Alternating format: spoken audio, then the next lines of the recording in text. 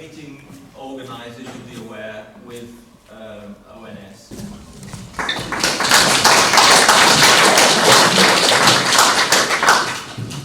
Am I on? Yes, I am. Ooh, louder.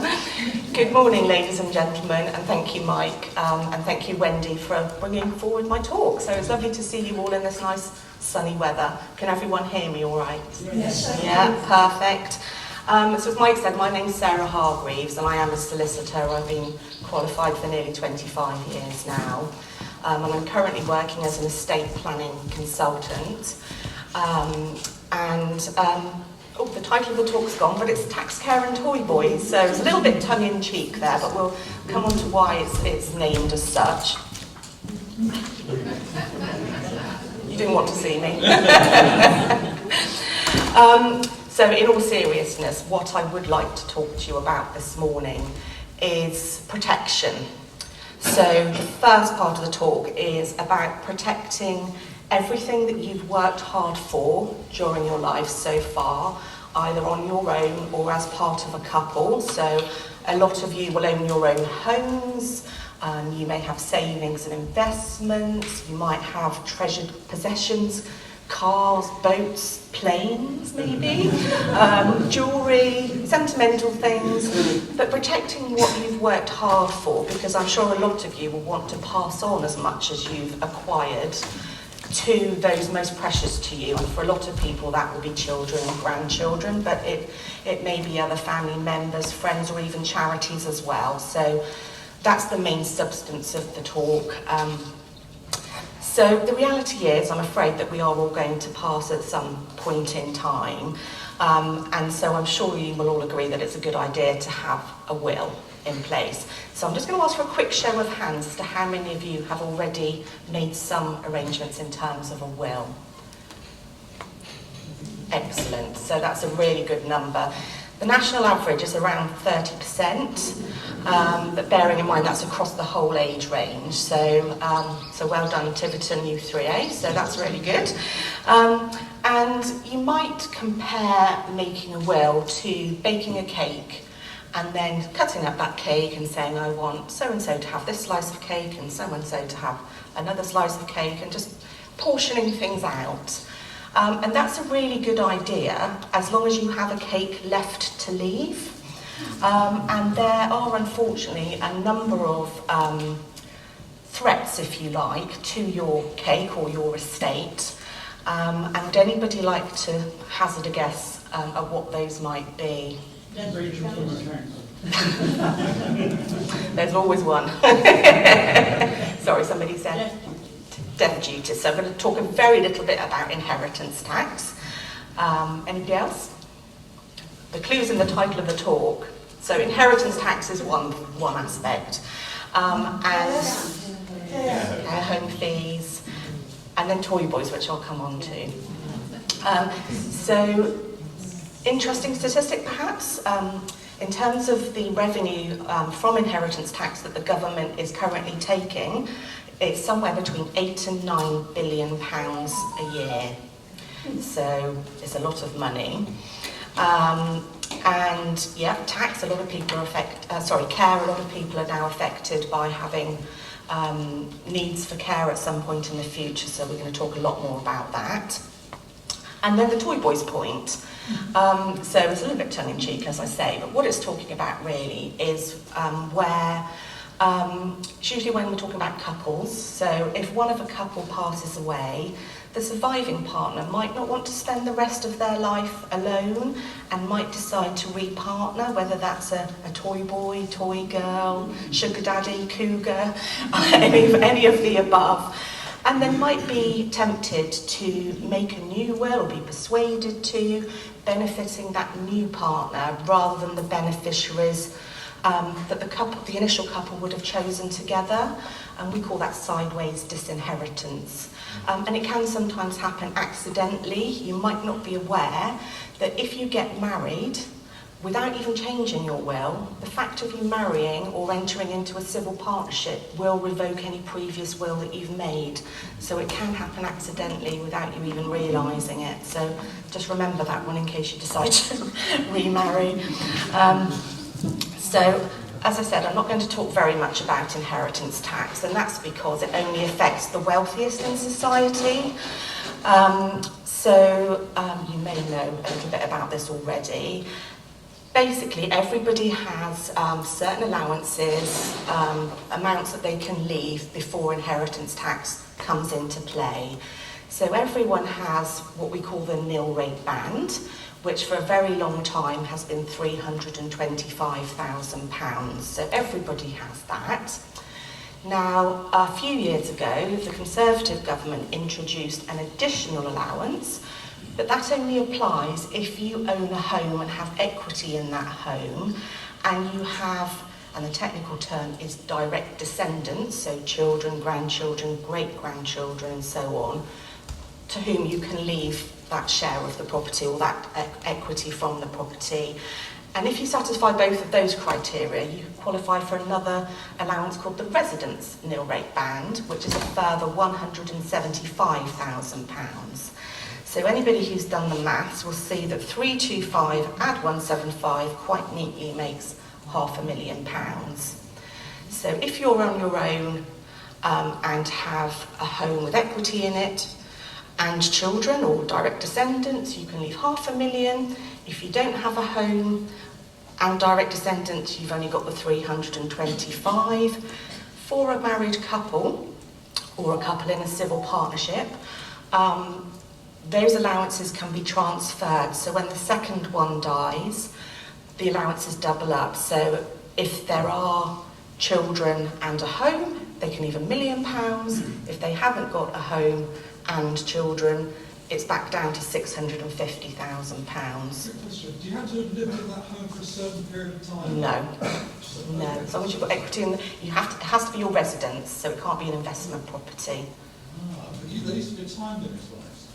I think you might be thinking about capital gains tax there, which is entirely different. Yeah, okay. If you exceed those allowances, the rate of tax is quite punitive, so anything over those allowances will be taxed at 40%. So you've got your tax-free slice and then 40% on anything else, so it's quite a big chunk. That's all I was proposing to say on inheritance tax, because as I say, it affects the minority of people. What I think is the bigger threat is care costs, and there's a number of reasons for that. So I'm going to do another show of hands. Does anybody know or has known somebody who's been through the care system, is in care at the moment? A few of you. So yes, you've had some experience of the scenario. So a few more statistics for you, just to put things into context. So for the ladies in the room, the statistics tell us that 1 in 3 of us will need to go into a care setting at some point in the future. The positive spin on that is that 2 out of 3 of us won't, so I wasn't trying to look for a silver lining. So for the gentlemen in the room, the odds are a little bit better, so it's somewhere between 1 in 5 and 1 in 6. However, there are reasons for that.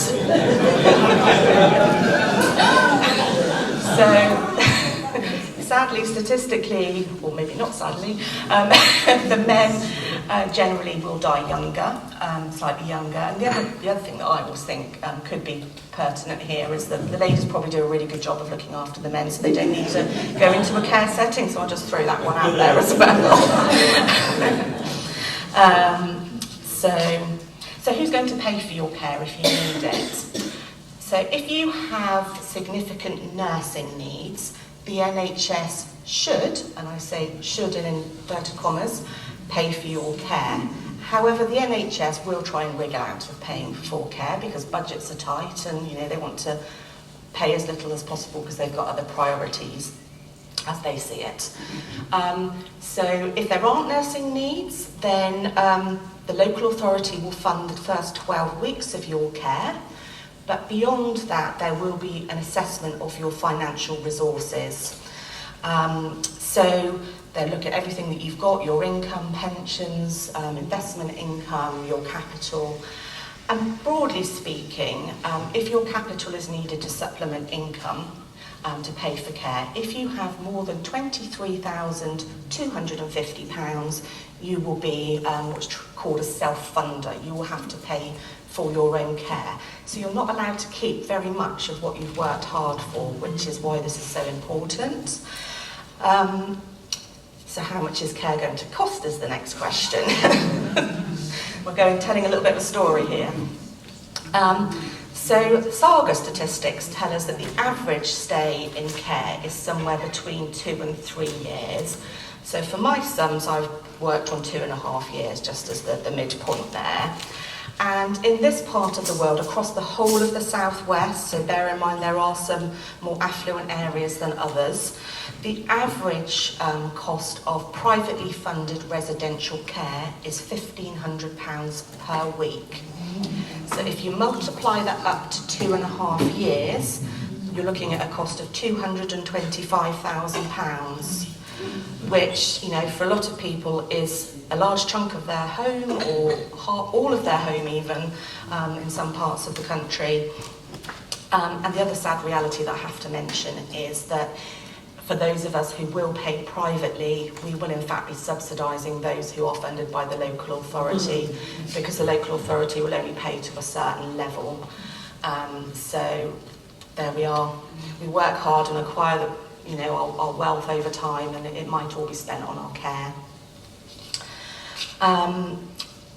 And unfortunately, whether or not we need care is really down to luck, because Mother Nature is indiscriminate. You know, we don't know if we're going to develop dementia or have a head injury or have a stroke or whatever it might be. But it doesn't have to be issues around mental capacity. It can be physical things like motor neuron disease. I've had a couple of younger clients recently, one in the 30s and one in 40s, living with motor neuron disease, who can't be looked after at home. Their needs are too great, so they're in a care setting. Yeah, we just don't know whether it's going to be us or not, and when it's going to happen.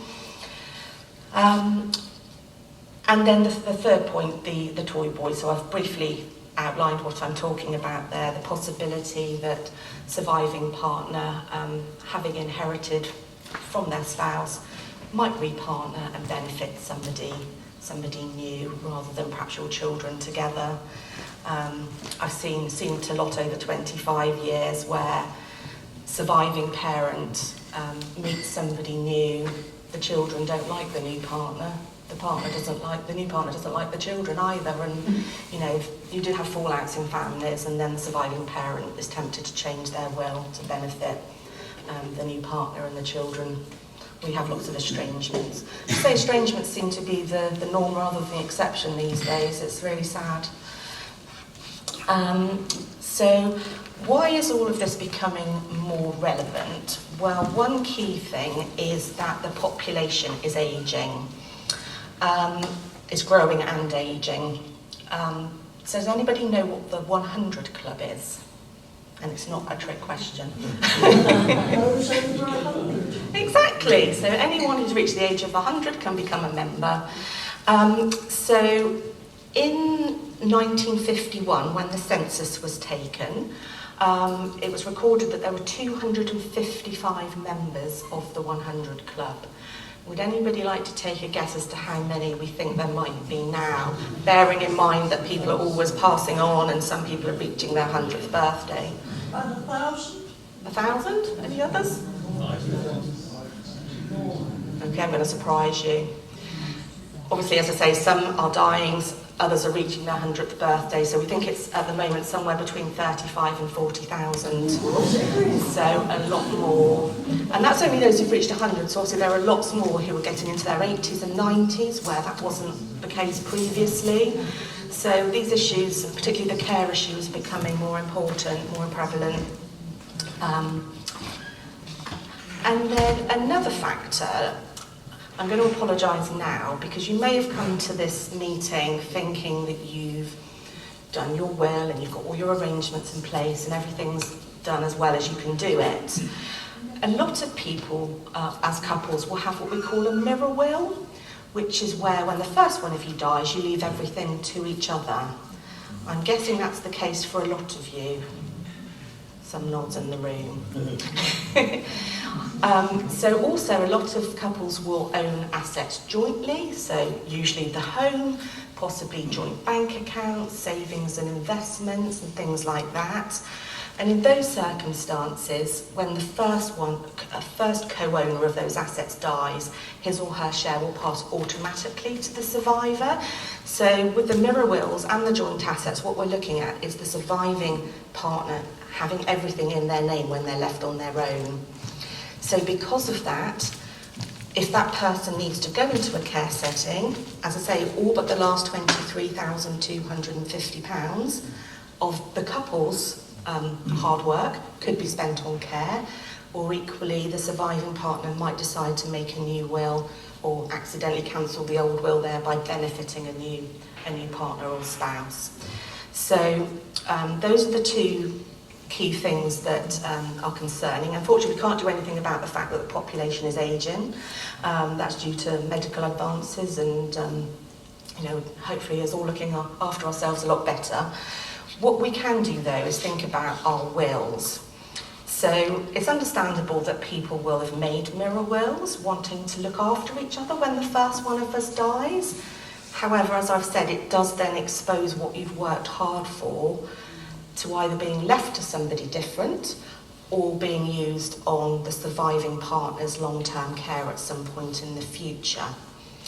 So I'm here to tell you about a different type of will that can be set up to protect at least half of what you as a couple, and I apologise if you're not all parts of a couple, this does only work for couples, protects half of what you've worked hard for while still looking after the surviving spouse or partner. And it's called a trust will. Has anybody heard of a trust will? Yeah. A few in the room, not too many though, as I suspected. So the basic concept of a trust will, and there are a number of varieties, and which variety we look at will depend on your particular circumstances, so it does involve a bit of a fact find, getting to know you exercise. But the broad principle is that when the first partner dies, his or her share of the assets, so half of the house, for example, any assets in their sole name, such as savings and investments, premium bonds, jewellery, whatever it might be, is held in trust.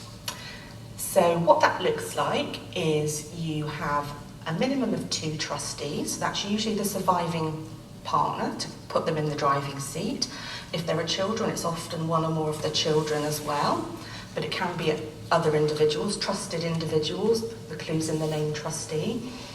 And the surviving partner has what's called a life interest in the pot of assets. So that means the surviving partner has the use of those assets for the rest of their lifetime. So you're still looking after your partner. They have the use of those assets for as long as they need it, so they can carry on living in the home.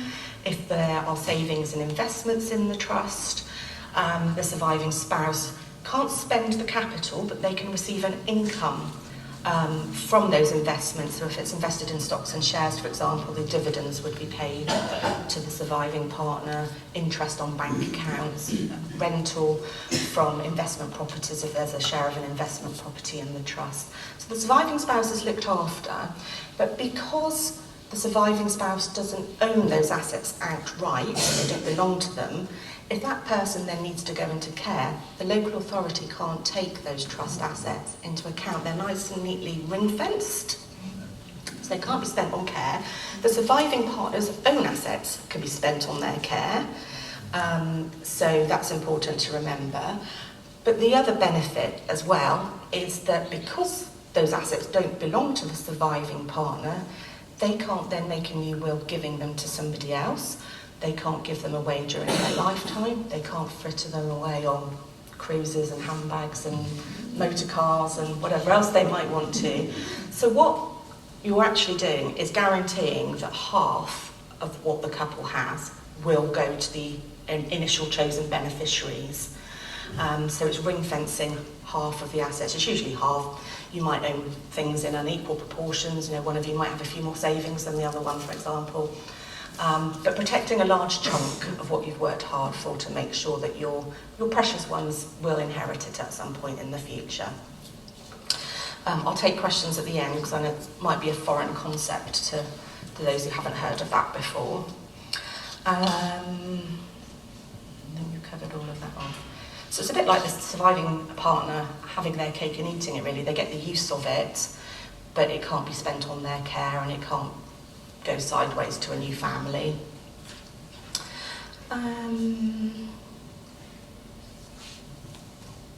So I think that's all I really was going to say about wills for now. As I say, I'll take questions at the end.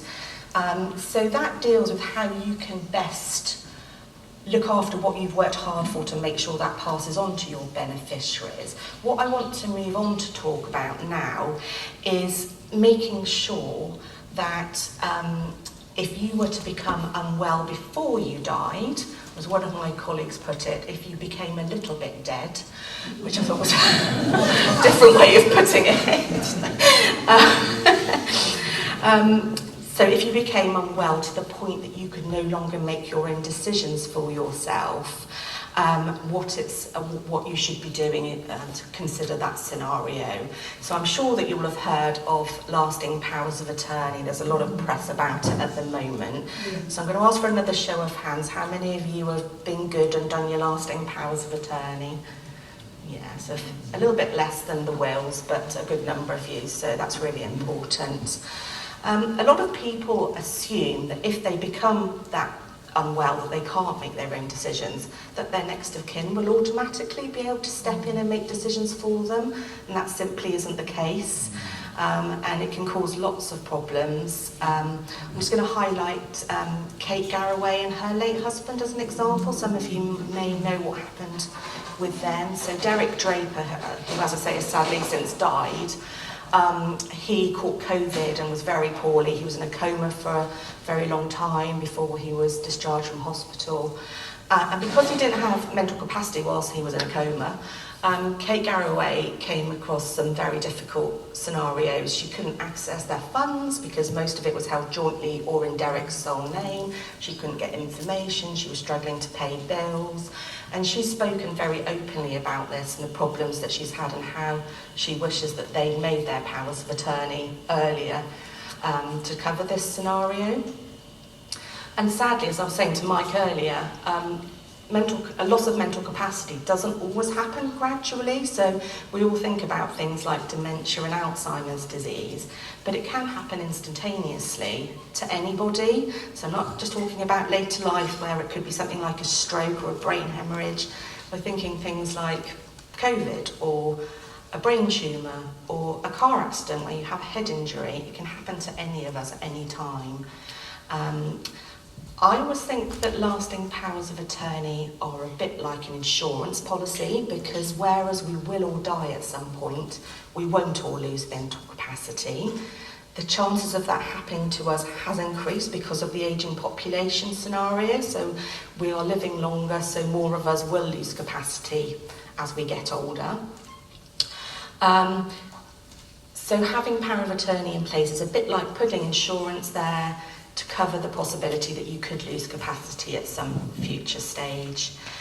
If you haven't made powers of attorney, with regard to your finances, the only option then would be for someone near to you to make an application through the Court of Protection. I'm just wondering if anybody's had to go through that process. Good. It's horrible.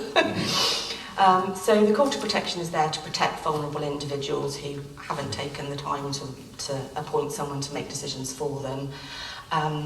They will approve the appointment of somebody to act in that role. That person is called a deputy.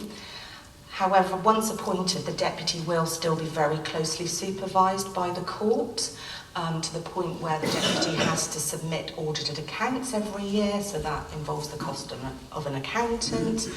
The court will have to approve certain decisions, for example, buying and selling property, making gifts, changing a will, all these sorts of things. And the court is notoriously slow, expensive, time-consuming. If you Google Court of Protection, you'll probably find lots of horror stories about you know, how it should be avoided at all costs. So just to put that out there, it's very expensive as well. So yeah, we advocate for making lasting powers of attorney. There are two different varieties. So one for decisions about property and finance, which is by far the more popular. It has wider application. There is a second one for decisions about your health and welfare.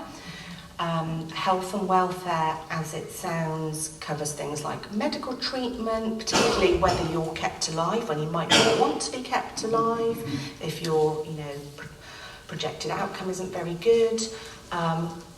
Importantly for me, it covers where you live. Now, some people will have particularly strong feelings about not wanting to go into a care setting and wanting to be looked after at home. I've seen it over and over again where a client has been admitted to hospital having had, for example, a stroke, and at the point of them being discharged from hospital, there is a question mark over whether they're well enough to be looked after at home going forward. And that might be what they would have wanted, to go home to be looked after by the family, and the family might be desperate to have them at home to look after them as well. But unfortunately, social services and the doctors might disagree. In those circumstances, without a health and welfare power of attorney in place, what happens is all of those who are interested in the individual's welfare will meet together and have what's called a best interest meeting, where they try and agree on what should happen next in the best interest of the individual. But as I say, there can be disagreement. So if you particularly would want to be at home in those circumstances, the only way you can ensure that is for your health and welfare attorney to be able to make that decision for you, so they would override. And then if the doctors and social services still felt that was wrong, they would have to go through the courts to get that overturned. And it's unlikely that they would do that. So I think that's a key one for me for the health and welfare side of things. It also covers things like your diet, nutrition, what you wear, your social activities, whether you have your papers delivered, whether you go to church. Importantly for some, those who are allowed to see you, because as I've alluded to, there are estrangements, and there might be certain family members that you wouldn't want to see you in that situation. So you might say, no, I wouldn't want those people coming to visit to see me on my last legs, or whatever it might be, that sort of thing. So that's what the health and welfare one covers. Property and finance, I think, is quite self-explanatory. It's anything to do with property, money, pensions, life insurances, bills. I think that's most things really. So that's what that covers. And it gives you the right to nominate in advance who you would want to make decisions for you, the attorneys.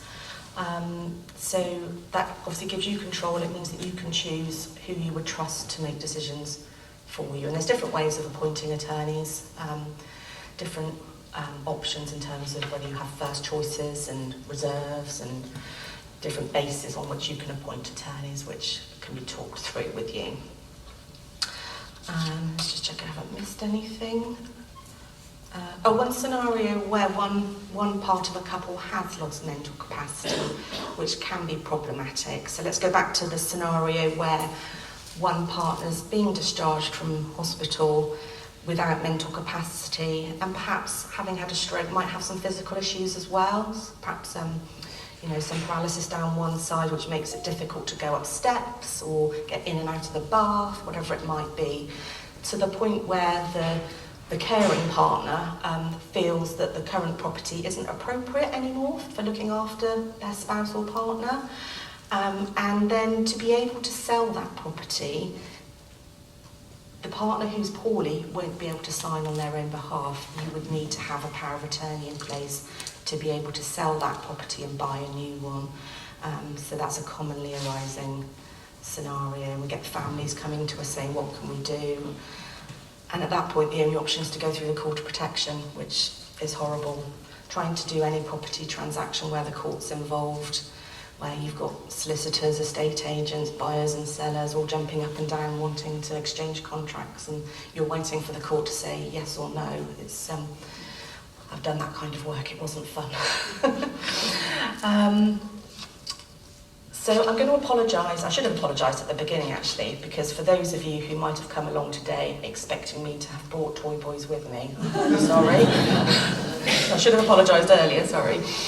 And then also, if you have come along today thinking that you have got your house in order, all the ducks are in a row, and I've changed that feeling, made you feel a bit unsure, apologies for that. The good news is though that if you did want to review your affairs, I'm available to do a free of charge consultation for you if you wanted to have a 1-to-1 or 2-to-1 with me at some point in the future to just look at your circumstances individually. No obligation, it's free of charge, just to look at your scenario.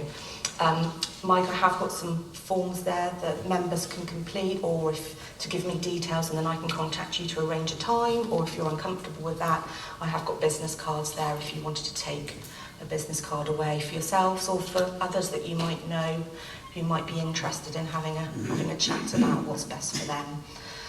Please do, I'm here for that. Have I covered everything? Just apart from to say thank you very much for having me. I hope it's been of interest.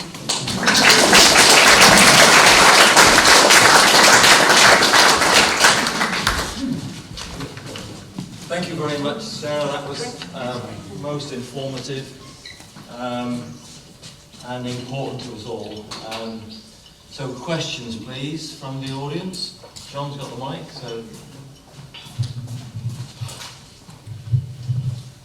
You mentioned the trust funds for couples, but as a single person, can a trust fund be made available for my niece and nephews if I need to go into care or anything like that? So the trust will unfortunately does only work for couples, Right. because the idea is that when one half of the couple dies, their share goes into trust. Unfortunately, it doesn't work for individuals. There are some companies out there, and this is a bit of a health warning really, there are some companies out there not usually regulated by the Solicitors Regulation Authority that you need to be wary of, who may try and sell you a product telling you it's a good idea to put your home into trust while you're still alive. Please don't. No. And I gather They will take your money and run. the additional 175 doesn't apply to a single person either, does it? Sorry? The additional residential allowance doesn't apply to a single person, It does if you have children. but only if you have to, doesn't apply to niece and nephews. No. It's very strict criteria. Sorry. Shoot the messenger. There's one down here, John, and there's...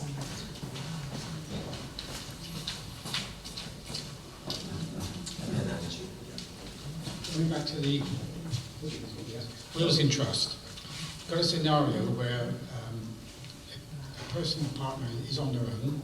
They want to downsize, so they need to sell the home. Now, let's say the home is worth £1 million. They're buying one which is £500,000, so they got half that's between the two of them. What happens to the £250,000 of the part that belonged to the other partner? Does that stay in trust and can't be spent? So there's a couple who are both still alive. No, the couple, one partner is now deceased. Right, so half of So what they had is in trust one part already. is protected, is in trust. Yeah. That half owns half the house. Mm-hmm. That house is now going to be sold, Yeah. reduced in size. Downsize. So the £500,000 becomes £250,000 Yeah. needed to buy the second one. What happens to the other £250,000? Does that stay in trust Yeah. and can't be reduced? So what happens there, and that's one thing perhaps I should have said, is that having a trust will doesn't restrict the surviving partner to the property that they're currently in. So what happens is the trustees, which is usually the surviving partner and at least one other, sell the current property. The surviving partner finds their new dream home. And at that point, there's a decision to be made as to how much of the trust share of the proceeds of sale and how much of the surviving partner's own share of the proceeds of sale are applied to the purchase of the new property. So that's a decision for the surviving partner and the trustees to come to agreement on. So with your example, selling for £1 million, buying for £500,000, the surviving partner might say, I want the trust to buy all of the property. So then the trust wholly owns the new property, but the surviving partner still lives in it, and then the surviving partner's got their own £500,000 to live off. Or it might be the other way around. The surviving partner might say, I'm going to buy the whole of the new property myself to live in, and then there's a trust fund of £500,000, which would be invested to generate a larger income for the surviving spouse. So the surviving spouse would always derive some benefit, whether it's bricks and mortar or investments. It could be decided that it was going to be an equal contribution or an unequal contribution. So the surviving spouse might buy 60% of the new property and the trust share by 40%. In that case, where it's an unequal contribution, there will be a document drawn up called a declaration of trust, recording the respective contributions. So, for example, it would say surviving spouse owns 60%, the trust owns 40%, but any spare cash in the trust fund is invested to generate an income for the surviving partner. If the trust for the partner who's deceased owns the property, does the remaining partner who's living in the house have to pay rent, or is that still rent-free? Because I saw somewhere that if you give away your home, you have to pay rent to show that it's... That's a completely different scenario. That's talking about where you give your home away during your lifetime and still live in it. So a lot of people think they can do that to try and avoid inheritance tax or care fees. The inheritance tax point there is that if you derive any future benefit from an asset that you've given away, you are deemed to have reserved a benefit, is the legal term, and it doesn't work for trying to get that value out of your estate for inheritance tax, so there's no point unless you pay a market rent. It has to be a market rent. But that won't affect it if you're just downsizing within the trust. So that you're not giving it away, you're just downsizing and still keeping the trust running on both parts. Yeah, so there's two different scenarios, isn't it? One's when they're alive and one's... Yeah. Does that make sense? If not, can I have a word out? I was going to ask about, I'm a single person and passing my house over to my daughter and me live in it. So that is... No. It doesn't work. But for inheritance tax, as I was just saying to this gentleman, if you're trying to do it for inheritance tax purposes to reduce your estate, you would have to pay a market rent. For care fees, that would be what we call deliberate capital deprivation, and the local authorities are very wise to people trying to do that. It just simply doesn't work. Sorry. Sorry. Following on from that, I'm in a similar situation. Although I've got a long-term partner of 30 years, fiscally we're totally independent. So I'm in the process of looking to offload some of my estate on to my daughter. Is this where the 7-year rule comes in? Because I'm proposing to give a house, my daughter actually already lives in it, I own it. I'm proposing to give it to her in the hope that I survive the 7 years. Yep. And that means that I only pay the capital gain on that gift. So it will not come into inheritance tax. Is that correct? There'll be no immediate inheritance tax charge. As long as I survive the 7 years. It's what we call a potentially exempt transfer, because it's exempt if you survive 7 years. Yes. If you die within 3 and 7 years, It's proportional. It depends what the value of the property is. If the value of the property is within your allowances, your your basic nil rate band, it will just use up some of your nil rate band. Yes. It's only if it's over the nil rate band does the taper relief then kick in, because the first 325 would be exempt anyway. Yes. Does that make sense? Yes, So, yeah. That's what I yeah. thought. Another door. What's the difference between enduring power of attorney and lasting power of Good attorney? question. Excellent. Some years ago we did enduring power of attorney, and I think it was a lot cheaper than what it is now. It was. But, So there are quite significant differences. So some others of you may remember the old-fashioned enduring power of attorney. So it was possible to make these up until September 2007 from memory, which is when the new Mental Capacity Act came in, and from then on you had to make lasting powers of attorney.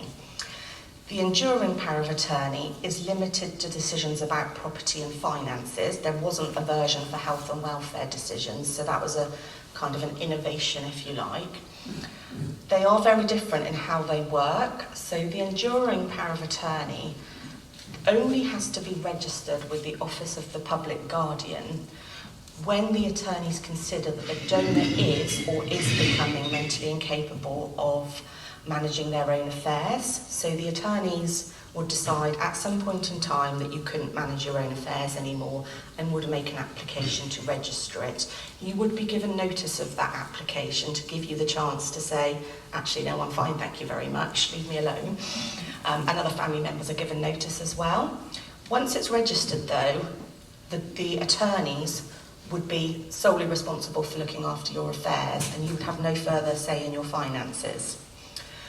With the lasting power of attorney, those have to be registered before they can be used at all. And with them, it's much more of a collaborative approach between the attorneys and the donor. So the attorneys are under a duty to help the donor, the person who's made the power, make as many of their own decisions as possible.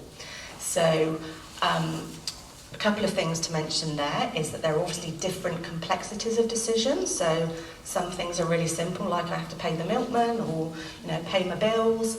Other things like investment decisions will be more complex. So there might be some decisions that an individual can make but not others. Importantly, capacity does also fluctuate. So I don't know about you, but I have better times of the day than others. And there are also other things that can affect capacity. So medication, for example, feeling unwell, all these sorts of things. So the attorneys can help the individual make as many of their own decisions at a time that suits them and in a way that suits them to help them maintain their independence and freedom as far as possible. So that's how they differ in their approach, if that makes sense. So it's literally the enduring power of attorney is the donor or the attorneys making decisions. With the lasting power of attorney, they work together to try and keep things going. Would you recommend updating it to the lasting power of attorney? I think it's a better approach. It's better for the individual to be able to carry on being involved in their own affairs. Depends. I guess if you're fully trusting of your attorneys that you've appointed under the EPA, and you think that they would still listen to you, and if you are able to contribute, then it's down to your personal circumstances. I did have an enduring power of attorney back in the day, but I've made both lasting powers of attorney now. I did mine in my 30s, just after they were introduced. Because you never know. I did mine when I was pregnant, actually, because things go wrong in childbirth. So I'm doing it now. Yeah. So. Sorry, here. Yeah. With the trust will, are the protected assets still subject to inheritance tax, etc., in the normal way, or is there any protection there? There's no protection in terms of the tax, but if it's a couple who are married or in civil partnership, then when the first spouse dies and the trust is set up, there would be no inheritance tax on that first death, because you're looking after, on the second death, the assets are aggregated. The trust fund and the surviving spouse's own estate would be added together, and then the allowance is applied. So for a couple, it would then, with children and a home, it would be £1 million that could be left when the second one dies. So no, there isn't any protection from inheritance tax. There's no benefit in that way. There's not a lot you can do in your wills, to be honest, in terms of mitigating inheritance tax. It's all about taking action while you're still alive and making gifts, whether it's the potentially exempt ones or using you have an annual allowance of £3,000 a year for each person, which doesn't go very far. You can make small gifts, as many gifts of up to £250 as you want to different people. So those annual gifts are not subject to the 7 years? No, that's an allowance you have. And if you didn't use it in a previous year, you can carry forward 1 year. So if you didn't do it last year, you can do 6,000 this year. Only 1 year. Yeah, that's all they'll let you have. And there is one other less known exemption, which is gifts out of surplus income. So if you can keep records demonstrating what your income is and what your usual expenditure is, and then the bottom line is that you've got money left over, you're living well within your means, then you can give that surplus income free of inheritance tax as well. But your executors will need to demonstrate to the revenue that it is from surplus income and not from your capital reserves. So that's quite a useful one for some people who've got good pensions. Any more? Hello. I have a friend of mine who's in a nursing home, and there's a legal battle going on at the moment about, is it guardianship, or I don't know whether somebody takes over looking after him. I think it's the council that's actually doing it. When it's all gone through, who has total control over him? Will it be the council, social services, or the nursing home? And how much power they have? They sell his property, look after all his finances and everything? So is it a battle over financial No, guardianship. I don't know very much about guardianship, I'm afraid. It's not my area. I've got the name of somebody who I can give to you, who's one of my best friends who's an expert on that sort of thing. She has lots of battles with the clinical, what they call the care commissioning groups, and when they're trying to get out of taking responsibility. Have a word with me, I'll give you her name. Okay, thank you. Good question, Ash. Just share a short horror story relating to your last scenario. So when we moved to Devon, my mother-in-law and father-in-law decided they would move to Devon to be closer to their daughter. And my father-in-law had profound Alzheimer's disease, okay? So they purchased their property here as tenants in common. Mm-hmm. And that's fine, he died. And that was fine until my mother-in-law realised that she didn't automatically inherit his 50%. Passes under the will. So that would be okay, but we went to the solicitor who'd lost the will. They'd lost his will, okay? And it took about a year and a half. We had a copy, but that wasn't good enough. It took about a year and a half to get it through the courts to actually sort everything out properly. But something I learnt along the way that many people don't realise is that the probate office will store a copy of your original will in perpetuity for something like £25. Okay? Not many people use the service. It's wonderful, because at the end of the day, they will be dealing with it. Yeah. There is a central wills register. To be honest, I've never used it, but then I think I've worked for a reputable company. So well, these were a Tiverton-based company, but they're meant to be reputable. That's to ask who? No. Tell me later. Later, yeah. No, so yeah. Once you passed away, wills become documents of public record as well. So after the death, and then once they've gone to probate, anyone can see them. Yeah. So also bear that in mind when you're writing your wills, if you're writing anything nasty about it.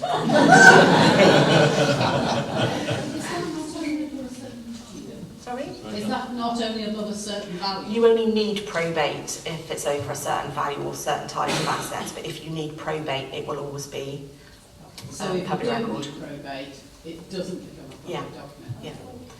Yeah. But if there's a share of property, then it would automatically go. Bank accounts over a certain level, life insurance is over a certain level, that sort of thing.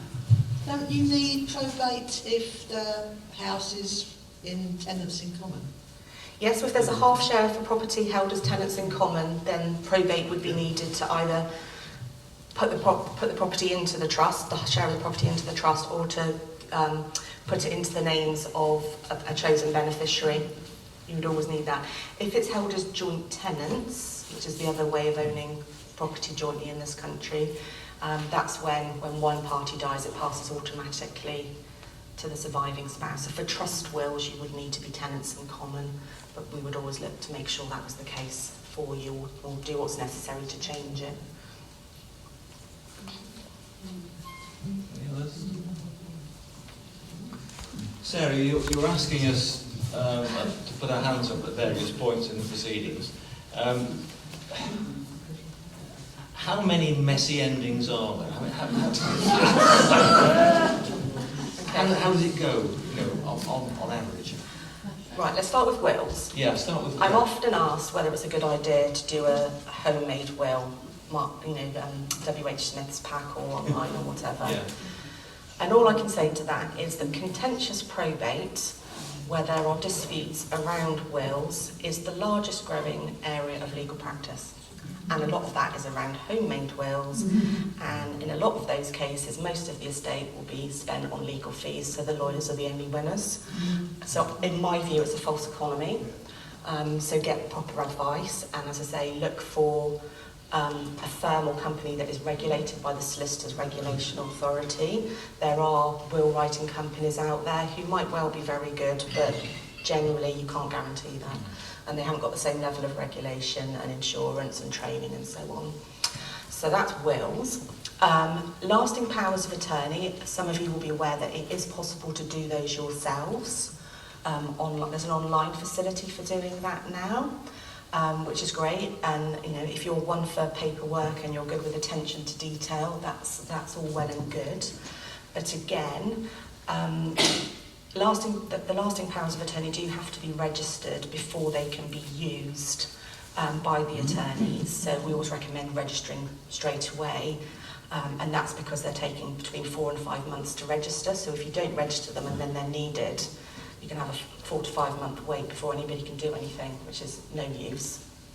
Now, the applications, there are numbers from the Office of the Public Guardian telling us that of the applications for registration that are submitted, so that's those by the members of the public doing their own and solicitors acting for clients, 40% of applications are rejected because there are things wrong with the documents and how they've been completed. So I'd like to think that not many of those would be from firms of solicitors, and so in all likelihood a lot of those will be from people doing them themselves. The other thing to mention there is that if your application is rejected and you resubmit, you will have to pay another fee, which is 50% of the original fee, to have another go at it. So, if you do that multiple times, it can be quite costly. But you can try and do them yourselves. It's better to do that than not have them at all, for sure. Does that answer the question? So, what's the cost of doing a will these days? Trust. With the trust will. So it will vary massively between different firms of solicitors. So you've got the larger ones, and high street ones might be a bit less. Am I allowed to say who I work for? I think so, yeah. I haven't got the badge on. So I work for Co-op Estate Planning on a freelance basis. But I have worked in a top 100 law firm for most of my career, and had enough of the rat race basically, and decided to be freelance. And I'm massively impressed by their technical team and their ability to turn things out relatively inexpensively compared to what we were charging in private practice. So I know that we are very competitive. For trust wills, for a couple, including VAT, Co-op's fees are £849, compared to £249 for the mirror wills. So the way I look at that is you're paying another £600 to buy those protections that I talked about. So you're protecting half of what you've got and making sure that that does go to your beneficiaries. So for a lot of people that will be a worthwhile additional cost. Yep. Thank you. Any other questions? Any others? No? Okay, thank you. Sarah, thank you so much. You're very welcome. For My pleasure. putting over a very important range of subjects with which we're all intimately involved and are involved and will be involved.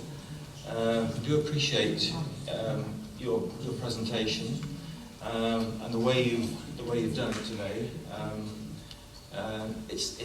It's not a popular subject in terms of, oh, we must do that, but it's so crucial and so important to every last person in the room.